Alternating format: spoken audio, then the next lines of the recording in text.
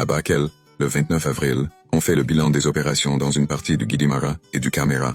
Sont présents ce jour Frey, Combes et Lefranc principalement. Après les départs de Mamadou Lamine Dramé et de son fils, il faut maintenant s'occuper rapidement du Goyé et du Guidimara et y briser toute velléité de résistance. Sur instruction du marabout, les populations avaient traversé le fleuve pour aller s'installer sur les bords de Gorlou, un marigot de la rive droite entre Touabou et Manaël. Dès le 30 avril, Frey en personne dirigera les opérations militaires contre les 2000 guerriers soninké chargés de protéger les civils. Attaqués par surprise au niveau de Touabou sur la rive droite, ils se dispersèrent dans le Guidimara après plusieurs heures de combat. Ousmane Fall, interprète du poste de Médine, sera chargé après la défaite de rançonner les populations du Goyé. Il revient à Bakel avec 2000 têtes de bétail et des centaines de prisonniers. Le 2 mai, les stocks d'arachides et de mil de Dayawara sont pillés et évacués vers Bakel.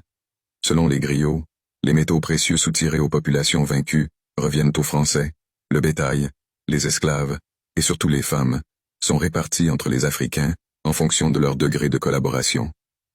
Combes, après la bataille de Gorlou, alla rencontrer Abdoul Boubacar, roi du Fouta, de passage à Dembakane, à qui il promit oralement, promesse qui ne lui coûte pas un clou, la cession du Damga en contrepartie de son engagement auprès des Français dans le Guidimaxa.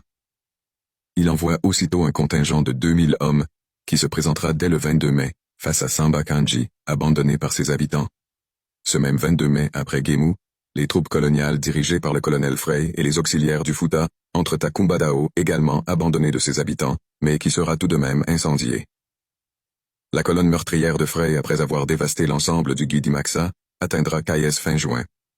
Nous noterons que les Morses qui connaissent bien le Guidimaxa lui serviront de guide dans ses expéditions de pacification à travers toute cette région durant les mois de mai et juin.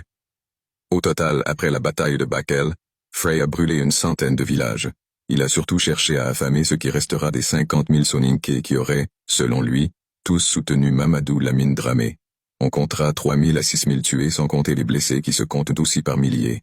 Ne sont pas comptés les victimes des épidémies et des famines causées par le pillage, ou la mise à feu des greniers et des habitations.